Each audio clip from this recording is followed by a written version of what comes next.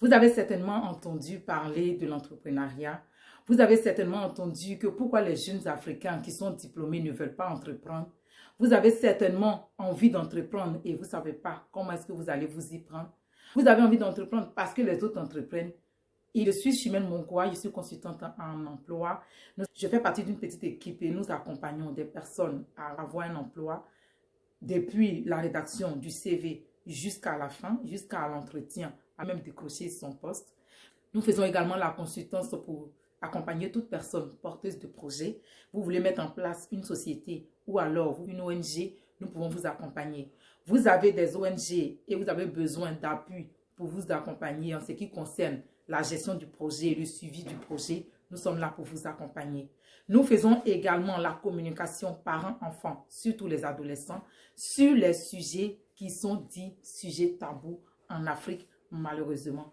Et nous voici à cette époque de l'Internet, on ne peut plus rien cacher à nos enfants. Il est vraiment important pour nous de communiquer sur tout ce qui concerne ces sujets-là dits tabous. De sorte que même si nos enfants rentrent dans la sexualité, même si nos petites sœurs, nos petits frères rentrent dans la sexualité, ils puissent être responsables.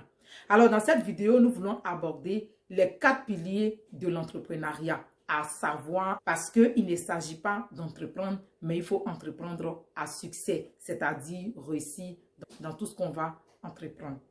Alors, le premier pilier ici, ce serait d'avoir un rêve. Il faut avoir un rêve. Qu'est-ce que tu as envie de faire? Qu'est-ce que tu veux apporter comme contribution pour résoudre un problème? Alors, ce rêve ou cette vision va venir d'où? Cette vision viendra de ton environnement, de ton vécu, de tes études, de tout ce que tu auras remarqué et ce que tu as envie de faire pour résoudre un problème. Pour entreprendre, il faut d'abord vouloir résoudre un problème. Ce n'est pas d'abord de l'argent. C'est la solution que tu vas venir apporter à ce problème qui va te permettre de te faire une place au soleil. Et il ne faut pas s'arrêter au niveau du rêve justement. Il faut surtout transcrire son rêve ou sa vision en objectif. Parce qu'un objectif est précis. Nous voici en cette année 2022.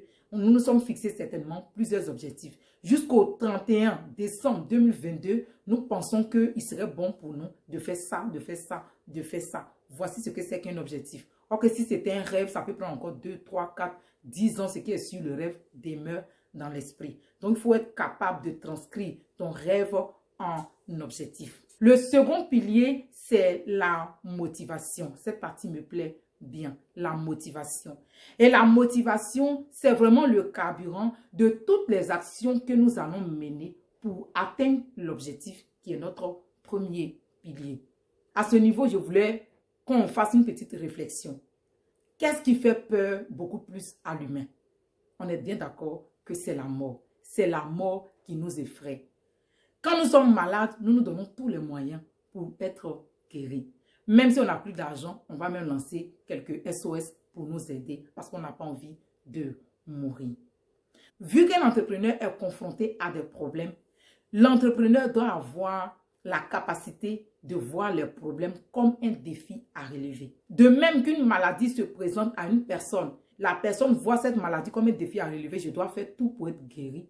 C'est de la même façon que l'entrepreneur voit les problèmes comme un défi à relever. Quand l'homme a peur de la mort, il pense dans son esprit que si je n'ai pas pu résoudre ce problème, je vais mourir. Et comme il n'a pas envie de mourir, il se donnera les moyens qu'il faut pour pouvoir relever le défi. Le troisième pilier, c'est bien la résilience. Qu'est-ce que c'est que la résilience? C'est le fait de pouvoir s'adapter aux différents changements et continuer à avancer, quelles que soient les difficultés. Je vais prendre un petit exemple qui concerne cette pandémie. Nous voici dans cette pandémie depuis plus de 2 ans, mais on est bien d'accord que nous n'avons pas arrêté de vivre.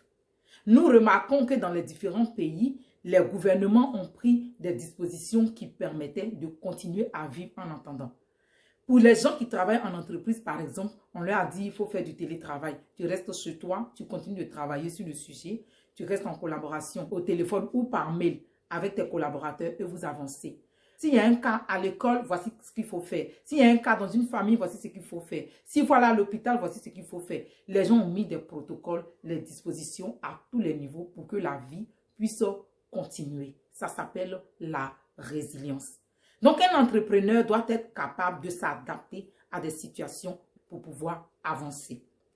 À cet effet, il y a un écrivain britannique qui s'appelle Charles Darwin qui a dit comme ça, c'est pas le plus fort qui réussit, mais celui qui réussit, c'est celui-là qui a pu s'adapter au changement et rapidement. C'est très important, le fait que ça soit rapide.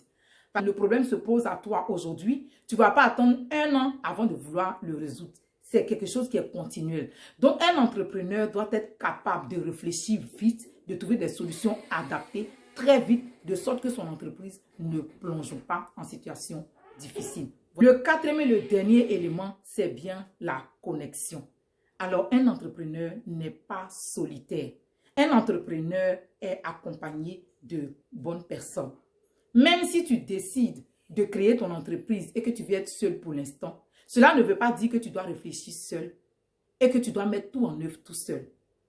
Même si c'est le cas, il faut te faire accompagner par des cabinets, des coachs, des consultants, des personnes qui ont la compétence disposée et disponible qui vont pouvoir t'accompagner. Donc, il ne faut pas travailler seul. Aussi, en fonction de ta vision, c'est toi qui seras amené à créer des connexions qui vont te permettre d'avancer. Tu es un futur entrepreneur et les personnes avec qui tu marches, si ce sont des personnes qui, pour elles, l'entrepreneuriat est le dernier des soucis, on est bien d'accord que ces personnes ne t'apporteront rien. Donc, en fonction de ta vision, c'est à toi de te créer des connexions et des personnes qui ont la même vision, des personnes qui réfléchissent comme toi et qui ne voient pas des problèmes comme un blocage, mais qui voient des problèmes comme un défi à relever.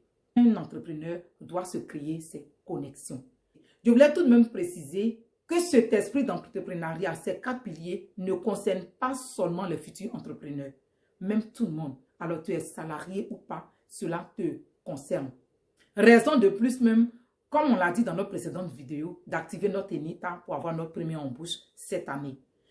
Pour une personne qui va travailler en entreprise nouvellement ou alors va faire un stage, le fait d'avoir ces 4 piliers à l'esprit et aller travailler dans ces entreprises ou aller faire du bénévolat, ça te permettra de pouvoir t'orienter, de voir à qui est-ce que tu vas t'adresser beaucoup, avec qui tu vas beaucoup plus travailler, quelles sont les préoccupations que tu vas poser permanemment, de sorte que tes 4 piliers étant à l'esprit, tu puisses les développer. Et puis un matin, te voici chef d'entreprise, petite ou grande. De toutes les façons, tout le monde commence petit. Voici un peu le contenu de cette vidéo qui est la base des bases à acquérir, à avoir à l'esprit, à développer comme compétence avant même de pouvoir entreprendre, quel que soit le niveau d'entreprise que tu veux avoir. Même si c'est pour vendre, si c'est pour créer, si c'est pour n'importe quelle chose que tu dois faire comme une petite entreprise, tu as besoin de ces 4 piliers pour avancer et surtout réussir. Merci beaucoup de liker, de commenter, de partager si ce serait votre contribution. Et on se retrouvera prochainement dans une nouvelle vidéo. Bye.